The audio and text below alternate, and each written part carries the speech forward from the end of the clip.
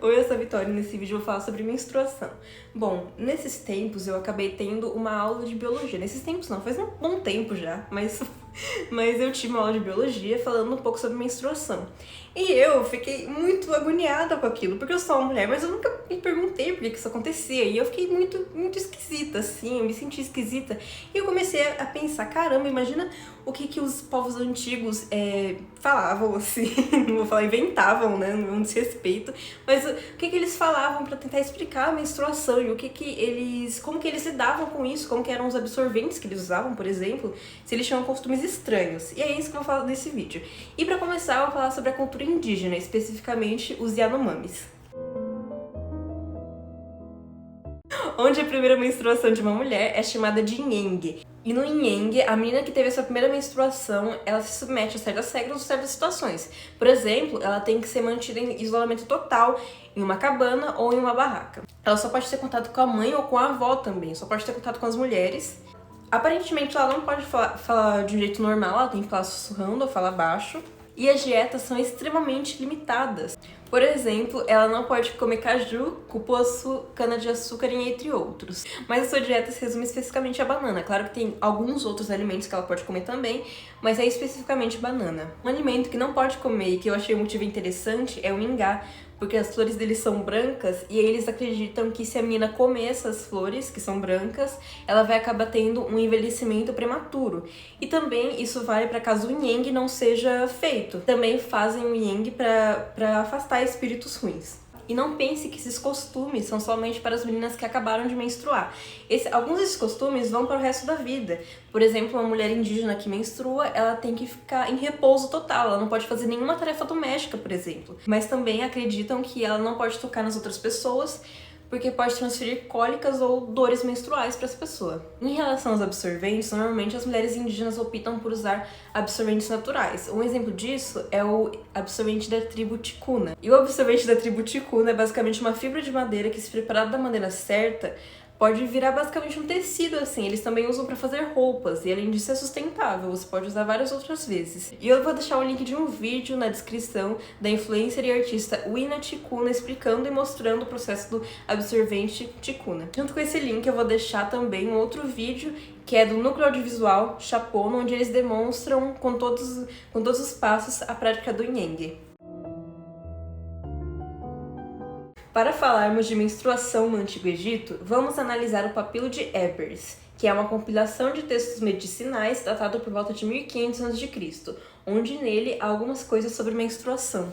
Se você examinar uma mulher que passou muitos anos sem que a sua menstruação viesse até ela, ela poderá vomitar algo parecido com água, tendo uma sensação de fogo em seu estômago, mas isso pode parar quando ela vomita. Então você concluirá que ela está enfeitiçada.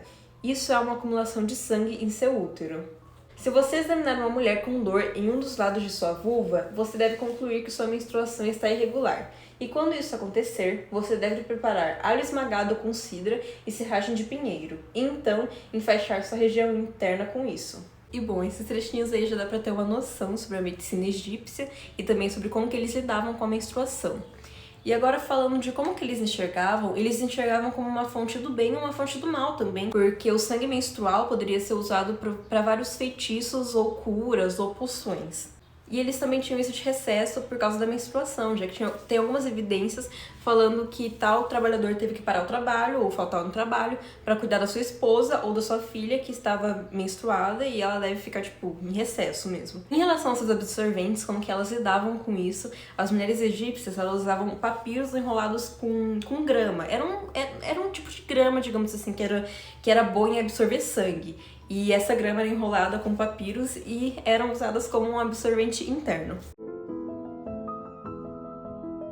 Agora a gente vai falar sobre a cultura da Grécia Antiga. E os antigos gregos, eles acreditavam que o corpo da mulher era bem diferente do corpo do homem. Eles acreditavam que o corpo da mulher era como uma esponja, digamos assim, que ele acumulava muito mais fluidos do que o corpo do homem e que ele aguentava mais água, por exemplo. E era basicamente uma esponja mesmo, e o do homem era diferente. Isso era o motivo do porquê a menstruação ocorria. A menstruação seria um jeito do corpo descarregar, tirar esses fluidos que estavam em excesso no corpo da mulher, porque o corpo da mulher era esponjoso. Hipócrates, que foi um médico grego que viveu de 377 a 460 a.C., também acreditava nisso. O Hipócrates falava que o corpo feminino era muito mais macio, muito mais esponjoso do que o masculino. E também ele e outros gregos acreditavam que se a mulher não menstruasse, ela poderia enlouquecer, porque esse acúmulo de fluidos, seria o acúmulo de sangue, seria ruim para o bem-estar do corpo da mulher. E falando em Hipócrates, a gente também vai falar um pouco dele na hora que chega na Idade Média. E também a menstruação tinha um poder meio mágico, muito raivoso para as mulheres. O Aristóteles dizia, por exemplo, que se uma mulher menstruada olhasse para o espelho, esse espelho iria ficar cego, ele iria parar de funcionar. E sobre os seus absorventes, eles provavelmente usavam um pedaço de pano enrolado com gravetos como absorvente. Agora, um fato curioso é uma história que tem aí da Hipátia de Alexandria. Pra você que não sabe, a Hipátia de Alexandria é um grande nome feminino quando se fala de história antiga. Ela foi uma grande astróloga, uma grande filósofa, uma grande matemática que viveu na Grécia Antiga por volta de 400 a.C. E tem uma história onde, supostamente, quando ela dava aula, um aluno acabou se apaixonando perdidamente por ela. E ele começou a encher o saco dela assim, e pra fazer ele parar de encher o saco, a Hipátia simplesmente mostrou seu absorvente sujo pra ele. Bom, não sabemos se deu certo, né? Porque essa história pode ter acontecido e também pode não ter acontecido. Agora, puxando um filme um pouco aqui da Grécia Antiga, mas não exatamente sobre a Grécia Antiga, vou falar um pouco sobre o Plínio o Velho. Plínio o Velho foi um historiador, filósofo e naturalista que viveu na Roma Antiga por volta de 23 a 79 d.C. E o Plínio, não sei se ele começou a ficar meio caduca com a velhice, mas ele tinha umas crenças muito extremas em relação à menstruação. Parecia que ele tinha uma fobia de menstruação, de mulher menstruada. E vocês vão perceber isso. Plínio basicamente acreditava que a menstruação tinha uns poderes mágicos, extremamente mágicos, que os poderes da menstruação não tinham limites.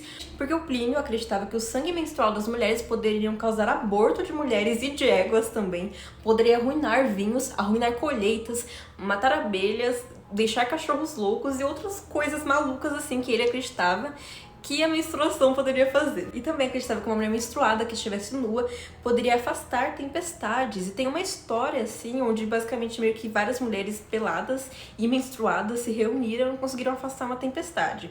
Mas obviamente todas essas coisas são muito difíceis de serem verdades, porque se fossem, acho que as mulheres já teriam dominado o mundo, matado meio mundo com o sangue de menstruação. Mas ele não acreditava somente que o poder do sangue menstrual de uma mulher menstruada seria somente para coisas maléficas, ele também acreditava que poderia curar doenças. Por exemplo, o sangue menstrual misturado com cinzas poderia curar úlceras, e um homem que fizesse sexo com uma mulher que estava nos seus primeiros dias de menstruação poderia se curar de febres. E também hoje a gente acaba vendo as pessoas colocando sal na porta, sal na janela para afastar espíritos ruins, feitiços e coisas ruins. E antigamente eles acreditavam que o sangue menstrual de uma mulher na porta da casa poderia afastar feitiços. E agora eu vou falar sobre a menstruação na Idade Média. Na Idade Média, as coisas começaram a ficar um pouco mais estranhas, mais radicais, digamos assim, porque tinha muito mais um viés religioso, muito mais religioso do que o normal. E eles até que associavam, por exemplo, a menstruação um pouco com bruxaria, ou sangue menstrual com bruxaria. Mas o motivo desse viés religioso foi a história de Adão e Eva. Porque no início, a história de Adão e Eva, basicamente, o castigo, a punição da Eva por ela ter comido a maçã seria a gravidez. Só que depois de um tempo, eles começaram a interpretar uma das punições sendo também a menstruação de uma mulher. E falando em Bíblia também, tem uma parte muito interessante em Levíticos, onde tem várias regras, várias coisinhas falando sobre a menstruação de uma mulher. E eu vou deixar uns trechos aí para quem quiser ler. Mas a principal crença na Idade Média é em relação à teoria humoral, que tem a ver com Hipócrates, porque ele que inventou a teoria humoral, ele que fez essa teoria.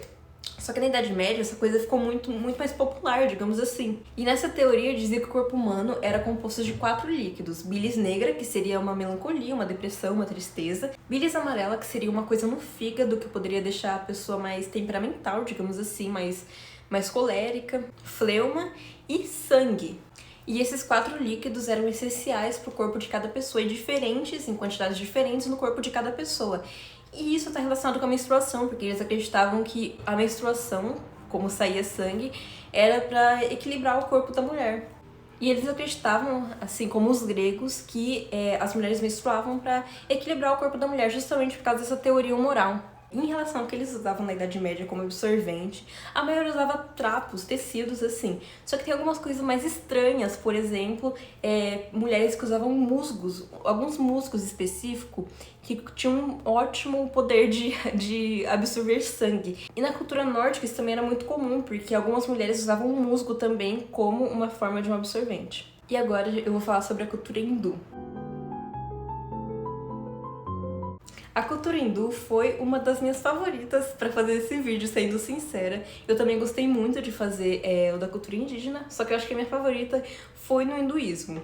Porque eles têm histórias muito incríveis sobre menstruação, que envolvem menstruação, e eu achei maravilhoso. E costumes muito interessantes também, que eu vou contar aqui. No hinduísmo tem várias vertentes diferentes, vertentes que discordam sobre tal coisa e concordam sobre tal coisa. Então, claro que vai ter algumas discordâncias sobre menstruação, porque tem algumas vertentes que acham a menstruação uma coisa suja, acham meio que um pecado, digamos assim, errado, e tem outras que acham a menstruação uma coisa muito sagrada. Uma dessas que acha a menstruação uma coisa errada e um tabu, digamos assim, é o hinduísmo bramânico, onde eles acreditam que uma mulher que está menstruada não pode ir na cozinha, não pode tocar outras pessoas, não pode usar flores, não pode falar alto e várias outras regrinhas assim. Em relação às suas grandes histórias, tem uma história muito interessante falando da origem da menstruação. Vritra, que era uma entidade que era vista como um demônio das secas, estava em forma de dragão e foi morto por Indra, que era um deus das tempestades. O Indra foi amaldiçoado porque o Vritra ele era meio que sagrado, ele estava num nível elevado, digamos assim. E o Indra foi castigado e foi levado ao exílio, só que para não ser exilado, ele se escondeu numa flor por 100 mil anos. E durante esse tempo escondido na flor, ele ficou rezando pro deus Vishnu, que apareceu diante dele e decidiu meio que perdoar e tirar os pecados dele.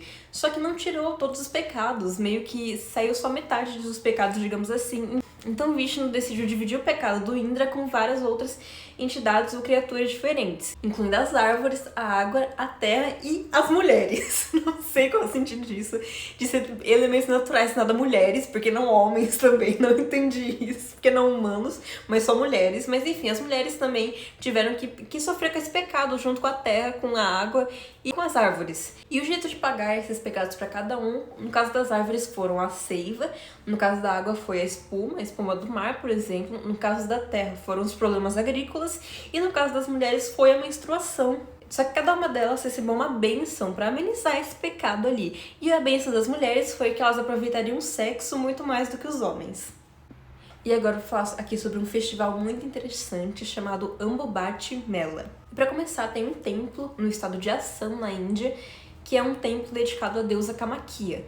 E essa história do templo, o motivo que ele é sagrado é por causa de uma história envolvendo a deusa Sati.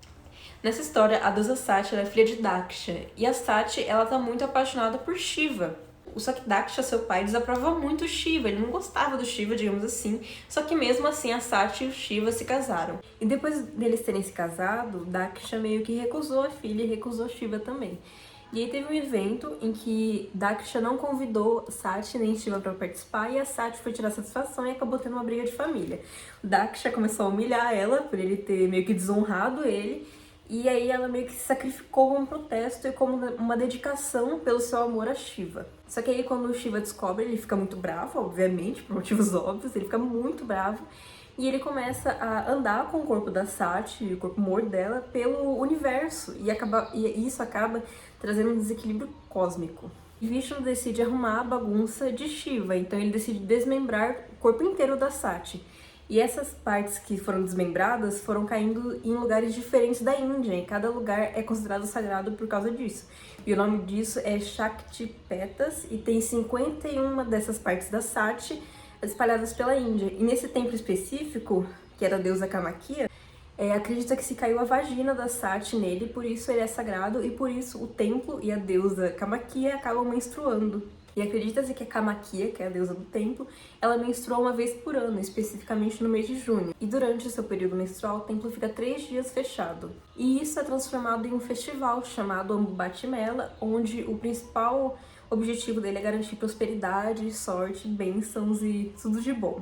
O interessante é que tem um rio do lado desse templo, que é o rio Brahmaputra, onde basicamente o rio fica vermelho. E algumas pessoas falam que ele fica vermelho por causa do sangue da deusa Camaquia, e outras falam que é o corante do rio, ou que tem pessoas que jogam corante nele só para vender alguma coisa sagrada. Mas enfim, o rio fica vermelho e o interessante é pensar que realmente é o sangue da deusa Camaquia. Um outro festival muito interessante é o Raja Parba. O Raja Parba é um festival que ocorre na cidade de Odisha, na Índia, que é feito para a deusa Bhumi, onde basicamente acredita-se que a deusa Bhumi está menstruada também, e durante 3 dias, 3 ou 4 dias, normalmente 3, não se pode mexer na natureza ou mexer na terra, por exemplo, porque a deusa Bhumi ela é meio que uma deusa da terra, ela representa a terra. Então, se você não mexer, se você proteger ela durante esses 3 dias, seriam os dias que ela está menstruada, porque ela precisa descansar, vai garantir uma prosperidade na agricultura. E agora eu vou falar sobre a cultura maia.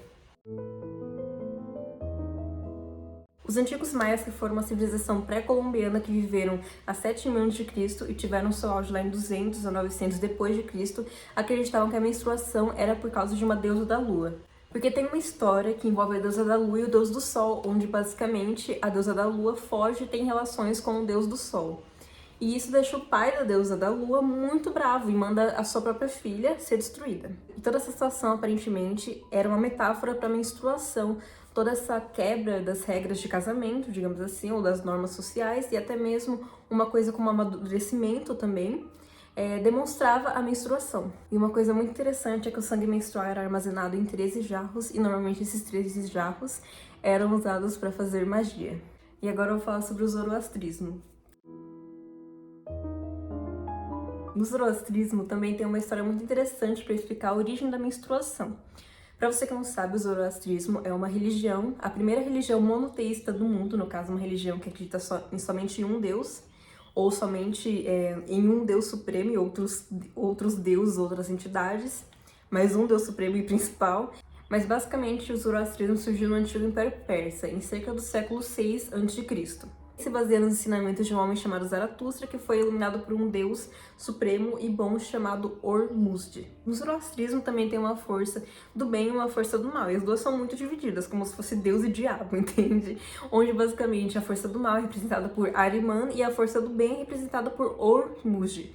E eles acreditavam que toda coisa ruim era coisa do Ahriman, digamos assim, era coisa do capeta, do caso seria o Ahriman. E tem uma história muito interessante que explica a origem da menstruação, que é basicamente o Ahriman, ele tinha muita inveja do Ormuzd. E por causa disso, os dois acabaram entrando em conflito. E aí o Ahriman acabou sendo punido por 2 vezes por 3.000 anos. E durante esses 3.000 anos, vários espíritos malignos tentaram salvar o Ahriman da sua punição. E isso inclui uma entidade, uma demônia, digamos assim, chamada Jarri ou Jé. E essa Jarri, ela era vista como uma representação ou como uma prostituta. A Jarri acaba tendo um poder ali e acaba revivendo o Ahriman, que por gratidão ele acaba beijando ela na testa. E nisso ele acaba meio que poluindo ela. Ele basicamente polui ela com sangue. E nisso ela acaba virando a representação da menstruação. Porque basicamente ela é a culpada das mulheres menstruarem, entende? Porque ela é uma entidade maligna. E agora eu vou falar resumidamente sobre a história dos absorventes. Como vocês puderam ver, os absorventes sempre existiram, não do jeito que a gente conhece, porque ninguém coloca musgo e usa como absorvente, mas eles sempre existiram. Mas para começar, o primeiro esboço de um absorvente moderno, do jeito que a gente conhece, foi lá em 1854, lá nos Estados Unidos. Só que ele vinha com uma cinta para segurar bem, para ficar mais preso no corpo da mulher.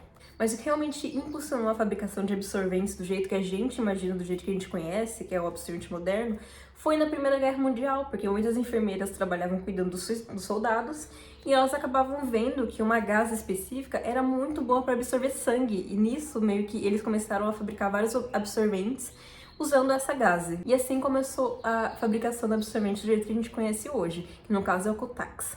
Em 1933 começou a fabricação dos primeiros absorventes internos, o Tampax. Mas como eu falei, essa parte é bem resumida, porque não foi tanto o intuito desse vídeo, mas eu vou deixar um link de um vídeo muito bom da Modiça dos Desterro, falando sobre a origem do absorvente do jeito que a gente conhece hoje. E bom, pessoal, esse foi o vídeo, eu espero que vocês tenham gostado e até a próxima. Tchau!